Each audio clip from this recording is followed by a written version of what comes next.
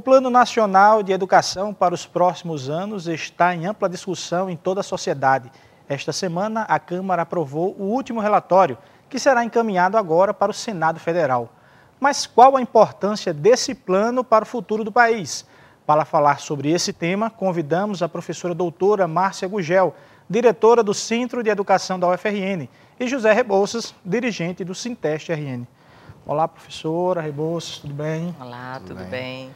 O Plano Nacional de Educação vem sendo discutido, é uma proposta agora de investimento para a educação.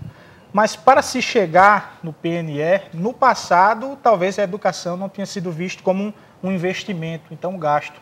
Como é que a senhora vê essa situação?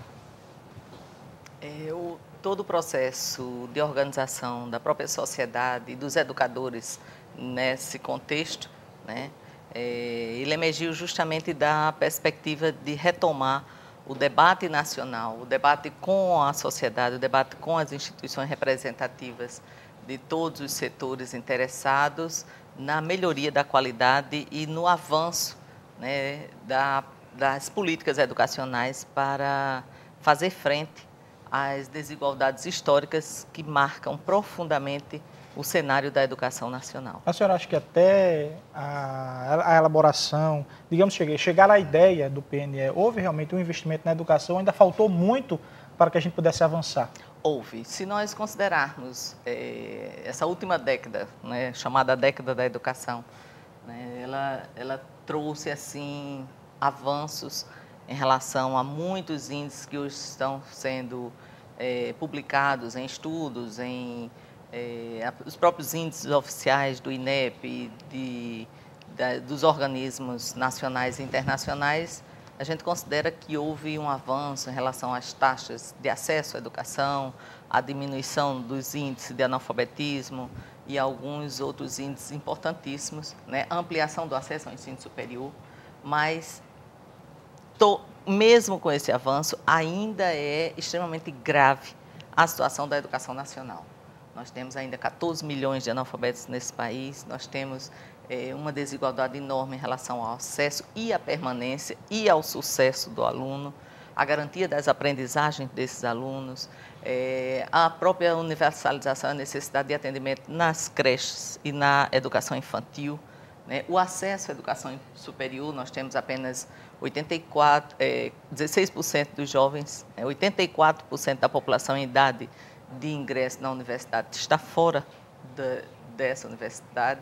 Então, temos ainda situações muito sérias a enfrentar e a própria compreensão, como você colocou, da educação como investimento, ela tem que ser ampliada, né? A educação tem que ser vista como um direito, né? A grande luta nacional é a perspectiva de assegurar a educação como um direito de toda a população, né? E não apenas como um gasto, como uma mercadoria, como uma visão mais mercantilista tem atribuído à educação.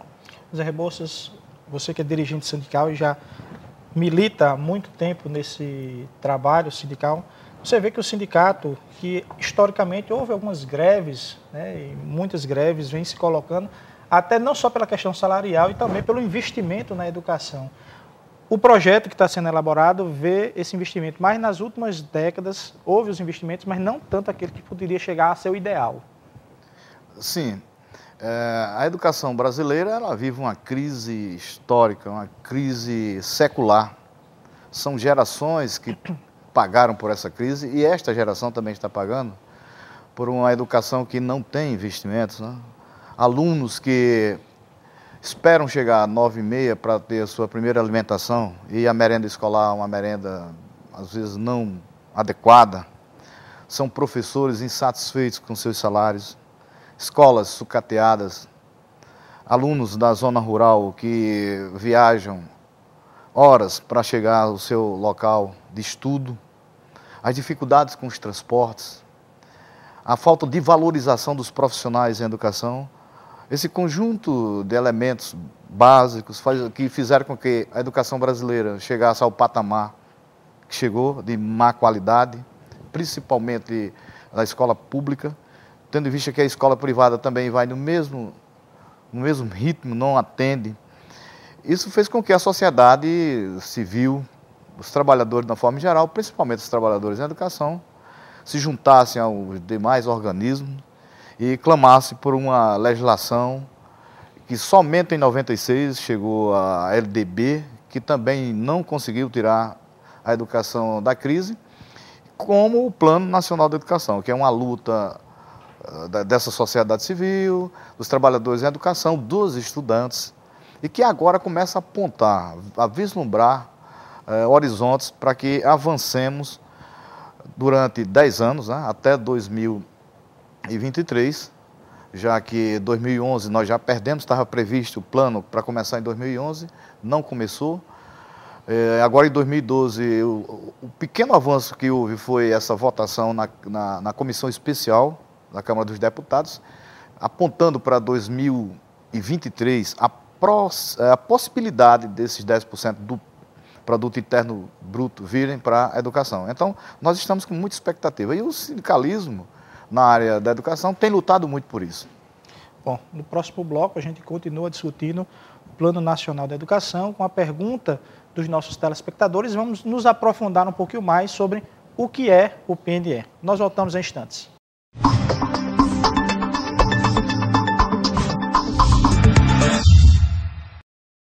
Estamos de volta com o programa Diálogo Plural, que debate hoje com José Rebouças e a professora doutora Márcia Gugel sobre o Plano Nacional de Educação.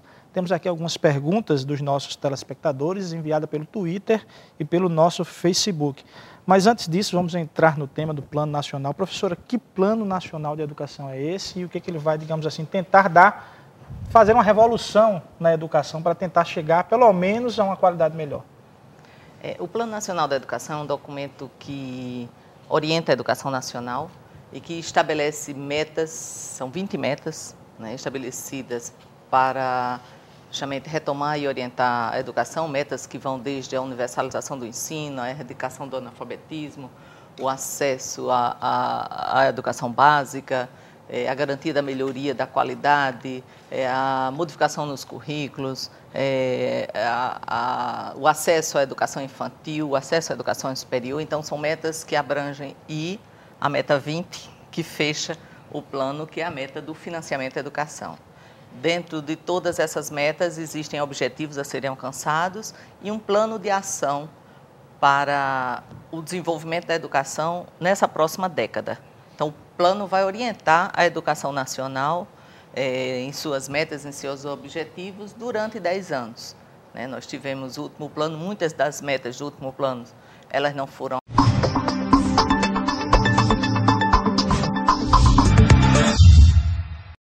tomadas, inclusive, na perspectiva do debate que aconteceu para a elaboração desse plano.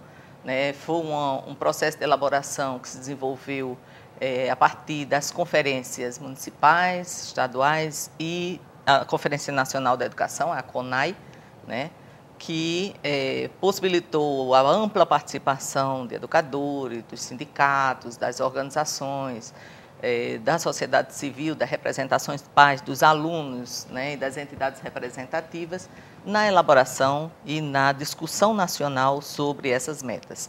Existe um documento da CONAE. Nem todas as propostas que foram construídas na CONAE foram contempladas no Plano Nacional e existem questões, inclusive, são mais amplas, né, e que extrapolam, inclusive, o próprio plano, que os próprios educadores continuarão perseguindo e discutindo e lutando pela conquista dessas propostas que não foram inseridas no Plano Nacional. Então, o plano tem a perspectiva justamente de orientar e de organizar a própria proposta, o Sistema Nacional da Educação. A grande proposta é construir um sistema articulado de educação que integre as ações entre os entes federados, a União, os estados e os municípios, e que a gente tenha a possibilidade de ter uma participação mais ampla da própria sociedade na execução desse plano. Zé Rebouças, o plano PNE, que foi aprovado até recentemente na Câmara dos Deputados, passaram agora para o Senado, na visão do sindicato, foi um projeto, um plano aprovado com os pés no chão, que dá a possibilidade de ser executado? Nós entendemos que não. Mesmo que o país atinja o 6º lugar no ranking da economia mundial, o Brasil como o principal país do Mercosul, mesmo assim, com a luta dos trabalhadores técnico-administrativos das universidades, professores e servidores técnicos dos institutos federais de educação, ciências e tecnologias, os IFES, os professores, funcionários que trabalham na rede do ensino básico, mesmo com essas propostas, essa avalanche de sugestões, os documentos que receberam muitas contribuições, não avança. O que foi aprovado agora no último dia 26, próximo passado, é apenas uma intenção de chegar até o ano 2023 para atingir os 10% lá. Na mesma votação, se coloca despesas como capacitação, despesa com aposentadoria de trabalhadores na área da educação, dentro para serem gastos com esses recursos dos 10% do PIB. Isso, é bom salientar para o nosso telespectador que começaria com 7% do investimento, não é isso? E chegaria até 2023 com 10% do investimento do PIB para a educação. Isso, com 5% do PIB, que é o atual índice, nós assistimos uma educação que falta praticamente tudo, somente em 2017, chegando a 7%, para em 2023 atingir a possibilidade de atingir os 10% do PIB, nós vamos ver que a sociedade brasileira, os trabalhadores, os estudantes, os professores, ainda vão passar um tempão para reverter esse quadro de caos que vive a educação brasileira. Nós precisamos do 10% já. E o Congresso Nacional não está muito disposto, né, porque tem outros interesses corporativos. Mas nós vamos continuar lutando para que isso aconteça. Professora, tem uma pergunta aqui também que é professora, Ana Paula, que ela fala na questão dos municípios. Há essa questão do financiamento, hoje 5%, 7%, 10%. Mas o município que não teria os recursos para cumprir essas metas, como é que ficaria isso? Haveria digamos assim, a universidade teria que ter um envolvimento maior das instituições constituídas para ajudar esses municípios a elaborar os seus projetos para chegar ao Projeto Nacional da Educação?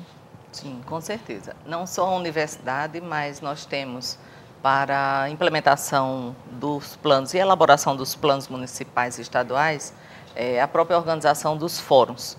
Né? Os fóruns municipais e estaduais de educação, eles devem não só acompanhar todo o processo de tramitação, organizar as conferências municipais, estaduais. Nós estamos aí, inclusive, com uma agenda estabelecida pelo Fórum Nacional de Educação para a realização da conferência da CONAI 2014. Né? Essa conferência será antecedida pelas conferências municipais e pelas conferências estaduais, que os municípios estarão se organizando para a elaboração dos seus planos e acompanhamento desses planos. Em relação aos recursos, existe uma discussão que traz justamente a perspectiva de que existe uma maior colaboração entre Estado, município e a federação, né, na própria destinação desses recursos, na própria forma de cobertura de algumas necessidades. Hoje nós já temos o Fundeb, que estabelece alguns parâmetros de acompanhamento em relação a esse financiamento, e a própria destinação de recursos também em algumas áreas. Hoje nós temos, por exemplo, todo o processo de formação continuada de professores e de formação inicial são recursos que estão vindo do governo federal para as universidades, para a realização das metas estabelecidas para a formação inicial e continuada dos professores. Então, são formas também que podem ser discutidas entre os entes federados para o atendimento das necessidades e a consecução de algumas metas. Mas, como diz Rebouças, tudo isso vai depender de uma grande luta que extrapola, inclusive, o próprio plano de educação, nacional da educação. Bom, nós temos aqui outras perguntas que nós vamos fazer no próximo bloco, porque a discussão está muito interessante sobre o Plano Nacional da Educação. São mais duas perguntas e a gente continua no próximo bloco. Se você quiser participar do nosso programa, é só ficar ligado no nosso perfil do Twitter, que é o @SintesteRN, e na nossa fanpage do Facebook, pelo endereço www.facebook.com/SintesteRN. Voltamos em instantes.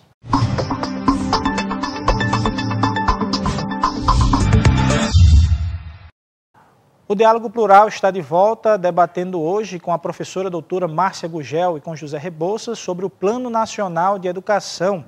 Bom, vamos ter aqui outras duas perguntas da Lívia Cavalcante, que é jornalista. Ela pergunta qual a importância dada à educação básica no PNE. A educação básica ela está contemplada em diversas metas do PNE. Algumas são mais específicas para a educação superior, mas direto ou indiretamente nós temos a educação básica presente em diversas metas em relação à questão da universalização do ensino, ao acesso, ao atendimento das pessoas com necessidades educativas especiais, ao próprio financiamento, entre outras metas que são estabelecidas que vão refletir diretamente na educação básica. E tem uma meta extremamente importante, ela não é exclusiva, mas ela é extremamente importante, que é a meta da política de valorização do pessoal do magistério, né? Aliada à melhoria das condições de funcionamento e de organização do próprio sistema de ensino. Quando a gente fala da política de valorização, a gente compreende que ela não está relacionada apenas à melhoria de salário. A melhoria de salário é fundamental. Os professores da educação básica têm hoje salários indignos, né, salários muito baixos, um piso salarial que estabelece um piso e que praticamente ele é o teto, porque todo mundo paga somente aquele salário, né? Paga até aquilo, o máximo, ou seja, a noção de piso, né? Daqui a pouco fica um pouco no complicado. Sótão, Pois é, então nós temos aí a questão salarial, mas temos também a questão dos planos de carreira, da política de formação, da melhoria das condições de trabalho nas escolas, da questão da segurança, da questão da estrutura, das condições pedagógicas didáticas para o professor. Então, todo esse conjunto de elementos, ele deve estar sendo contemplado para assegurar as condições necessárias, essenciais para o desenvolvimento da ação docente, para o desenvolvimento do trabalho do professor e para a garantia das aprendizagens dos alunos, que é o fundamental, que é o principal objetivo do nosso trabalho. Todo educador tem como meta central que o seu aluno aprenda. Esse é o grande objetivo nosso, né? E aí temos metas também que vêm atingir a questão da melhoria da alfabetização. Nós temos problemas sérios da proficiência em língua portuguesa, em matemática. Todos os índices de avaliação estão apontando para a necessidade de termos ações mais concretas, mais objetivas em relação à melhoria das aprendizagens dos alunos na escola. Então, tudo isso, né, está previsto, mas acreditamos que vamos precisar de um processo enorme de debate, de discussões, de reflexões, de ressignificações do próprio papel social, da própria função que a escola assume na sociedade, né, e do objetivo do ingresso do aluno na escola para a realização do seu plano de vida, da sua própria objetivo de vida em sociedade.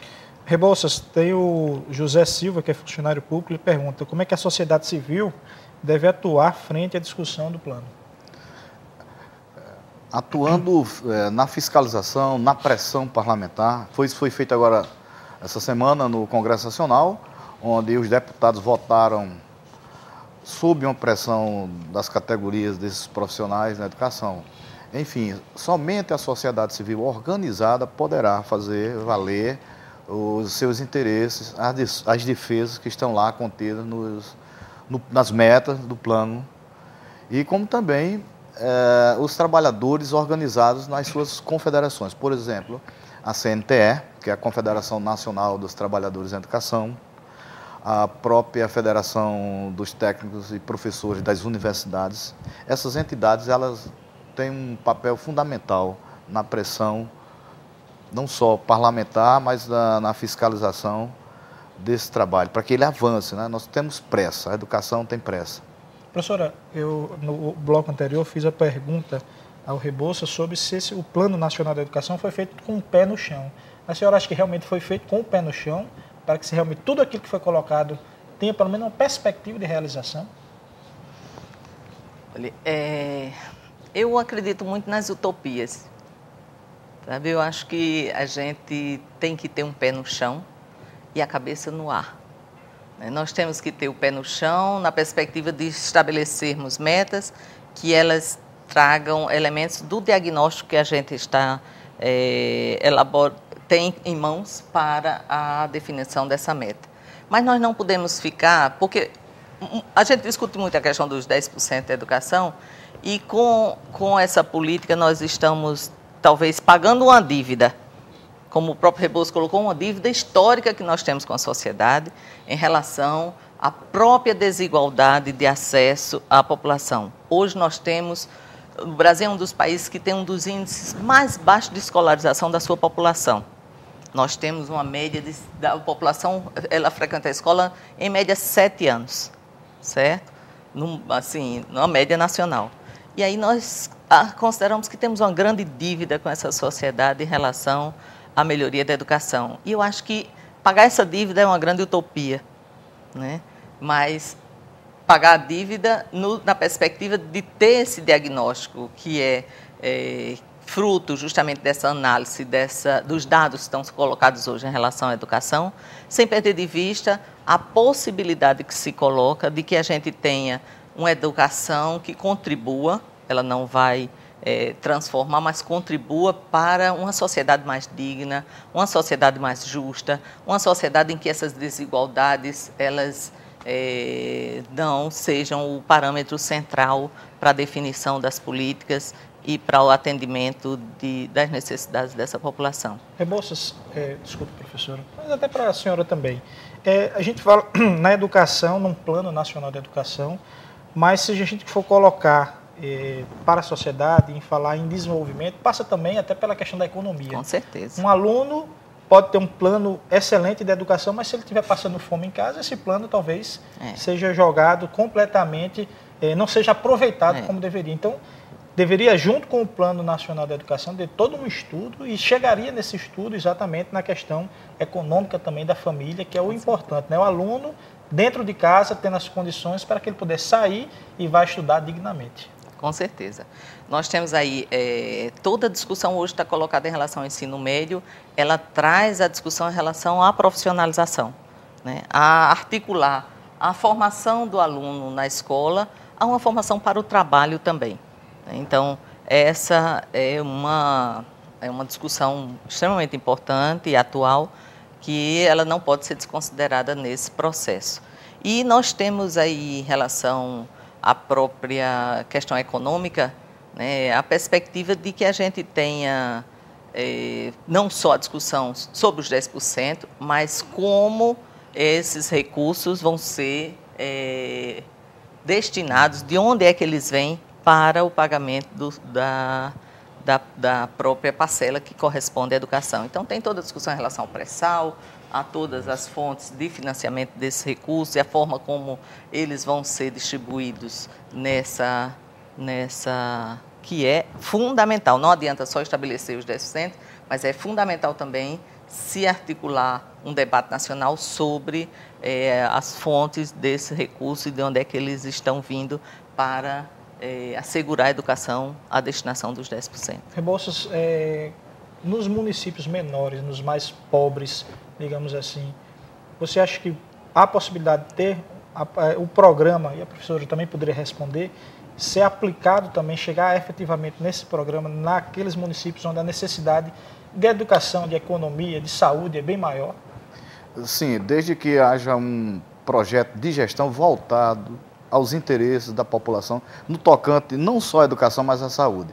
A gente, passando aí pelo interior, a gente vê obras faraônicas, elefantes brancos, e não vê uma escola bem equipada, não vê professores satisfeitos, bem pagos, até porque tudo isso passa pela satisfação profissional. Um professor ganha, em média, aqui no Rio Grande do Norte, R$800 mil, com licenciatura plena, com a formação universitária, com um plano de cargo que não incentiva, onde o professor licenciado com pós-graduação, lato sensu, especialização, ele acrescenta às vezes R$60 a mais no seu salário, com uma pós-graduação estrito sensu, com mestrado, doutorado, isso é acrescido de mais R$100 ou R$200, e por esses valores a gente vê que não há estímulo. E são profissionais que têm uma carga horária dobrada, né? trabalha de manhã numa escola, à tarde em outra escola e à noite complementa o salário em outra. Ou seja, não tem um tempo nem de planejar. Então, tudo isso são elementos que fazem com que a educação caia.